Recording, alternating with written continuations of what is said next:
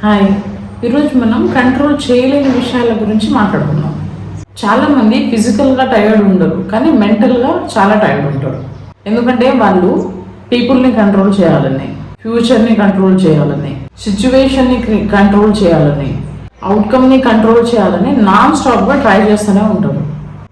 దానివల్ల frustration, stress, anxiety, over thinking అన్నీ పెరిగిపోతాయి. అసలు ప్రాబ్లం లైఫ్లో అన్సర్టనిటీ కాదు, అన్నీ మనం అనుకున్నట్టే జరగాలి అని చెప్పేసి మనం ఎక్స్పెక్ట్ చేయడం. అసలు కంట్రోల్ అంటే ఏంటి? మనకి సేఫ్గా ఫీల్ అవ్వడానికి లైఫ్ మన వేస్లో జరగాలి అని కోరుకోవడం. కానీ నిజం ఏంటి? లైఫ్లో కొన్ని థింగ్స్ మాత్రమే మన కంట్రోల్లో ఉంటాయి, అన్నీ కాదు. మన యాక్షన్స్ మన చేతిలో ఉంటుంది, మన డెసిషన్స్, మన మైండ్ సెట్, మన రియాక్షన్స్ ఇవి మన చేతిలో ఉంటాయి. కానీ people opinion, people behaviour, future, unexpected situations and past and outcome ఇవి మన చేతిలో ఉండవు. కానీ చాలామంది అక్కడే స్టక్ అయిపోతారు. రిలేషన్షిప్లో ఇవి ఎక్కువ జరుగుతూ ఉంటాయి. ఏంటంటే నేను ఎంత కేర్ ఇస్తున్నానో రిటర్న్లో నాకు అంతే కేర్ ఇవ్వాలి అని చెప్పి, నేను ఎట్లా బిహేవ్ చేస్తున్నానో తను కూడా అట్లాగే బిహేవ్ చేయాలి అని చెప్పి. అట్లా ఉండదు కదా, డిఫరెంట్ మెంటాలిటీ. సో నువ్వు కేర్ చేసే విధానం ఒక రకంగా ఉండొచ్చు, మిగతా అవతల వ్యక్తిది వేరే విధంగా ఉండొచ్చు. బిహేవియర్ అనేది కంప్లీట్గా సిచ్యువేషన్ పైన డిపెండ్ అయి ఉంటుంది. ఎదుటి వాళ్ళు ఎలా బిహేవ్ చేస్తున్నారు సేమ్ అలాగే అంటే కాదు కదా, వీళ్ళ అండర్స్టాండింగ్ లెవెల్స్ని బట్టి వీళ్ళ బిహేవియర్ ఉంటుంది. సో ప్రతిదాన్ని కంట్రోల్ చేయలేము మనం.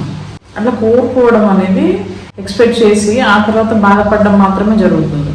మా పిల్లలు నేను చెప్పిన వేలోనే వాళ్ళ లైఫ్ని గడపాలి అని చెప్పేసి కంట్రోల్ చేస్తూ ఉంటారు కొందరు పేరెంట్స్. కానీ లైఫ్ అనేది ఎప్పుడు మనం అనుకున్న స్క్రిప్ట్ ప్రకారమే జరగదు. అక్కడి నుంచి సఫరింగ్ స్టార్ట్ అవుతుంది. అసలు మనం ఎందుకు కంట్రోల్ చేయాలని ట్రై చేస్తామంటే అన్సర్టనిటీకి మన బ్రెయిన్ భయపడుతుంది. మనకు ఒక క్లారిటీ కావాలి, మనకు ఒక గ్యారంటీ కావాలి, పెయిన్ని అవాయిడ్ చేయాలి. అందుకే బ్రెయిన్ ఫ్యూచర్ని ప్రెడిక్ట్ చేయాలని, పీపుల్ని అండర్స్టాండ్ చేయించాలని, సిచ్యువేషన్ని ఫిక్స్ చేయాలని చూస్తుంది. కానీ డీపెస్ట్ ట్రూత్ ఏంటంటే నువ్వు ఎంత ఎక్కువ ప్రతి దాన్ని కంట్రోల్ చేయాలని చూస్తావో అంత ఎక్కువ మెంటల్గా నువ్వు అలసిపోతావు. ఎందుకంటే లైఫ్ అనేది డైనమిక్, అది కాన్స్టెంట్లీ చేంజ్ అవుతూనే ఉంటుంది.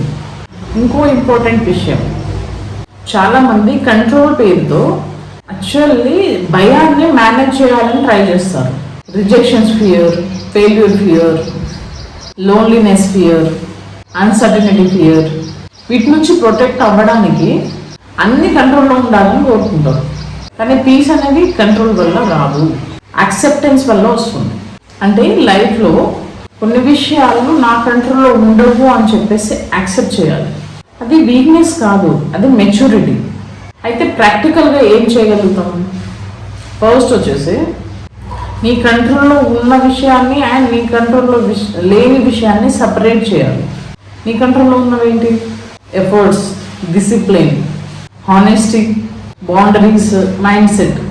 మరి నీ కంట్రోల్లో లేనివి అవుట్కమ్, వేరే వాళ్ళ ఒపీనియన్స్, వేరే వాళ్ళ behaviour and past and timing ఇవి నీ కంట్రోల్లో ఉండవు. ఈ క్లారిటీ అనేది పీస్ని ఇస్తుంది. నెక్స్ట్ వచ్చేసి వచ్చిన అవుట్కమ్ మీద అబ్సెషన్ తగ్గించాలి. మన పని ఏంటి? బెస్ట్ ఇవ్వడం, అంతే. ప్రతి ఒక్క రిజల్ట్ని మనం ఫోర్స్ చేయలేము కదా. నెక్స్ట్ వచ్చేసి పీపుల్ని పూర్తిగా కంట్రోల్ చేయాలని ట్రై చేయదు. ఒక పర్సన్ని పూర్తిగా కంట్రోల్ చేయాలని ఎప్పుడు ట్రై చేస్తాం? మ్యాక్సిమం రిలేషన్షిప్స్లో. ఈ రిలేషన్షిప్లో మిస్అండర్స్టాండింగ్స్ జరుగుతాయి. ఇద్దరి అండర్స్టాండింగ్ లెవెల్స్ వేరే వేరే ఉంటాయి కాబట్టి చేంజెస్ కూడా వస్తాయి పీపుల్లో. అండర్స్టాండింగ్ లెవెల్స్ వేరు, ఫీలింగ్స్ వేరు, ఎమోషన్స్ వేరు, థాట్స్ వేరు, కంప్లీట్గా పర్సనే వేరు. కొంతమంది వదిలేసి వెళ్ళిపోతారు. అది పెయిన్ఫుల్లే కానీ నిజం అది. నెక్స్ట్ వచ్చేసి అన్సర్టనిటీని ఎనిమిలాగా చూడొద్దు. లైఫ్లో బెస్ట్ థింగ్స్ చాలాసార్లు మనం ప్లాన్ చేయకుండానే జరుగుతాయి. ఎప్పుడైనా లైఫ్లో హెల్ప్లెస్గా ఫీల్ అవుతే బ్రెయిన్ ఫ్యూచర్లో వాళ్ళు హర్ట్ కాకూడదు అని చెప్పేసి అన్ని కంట్రోల్లో పెట్టాలని చూస్తుంది. కానీ హీలింగ్ అంటే లైఫ్ అన్ప్రెడిక్టబుల్ అయినా మనకు మనం సేఫ్గా ఫీల్ అవ్వడం.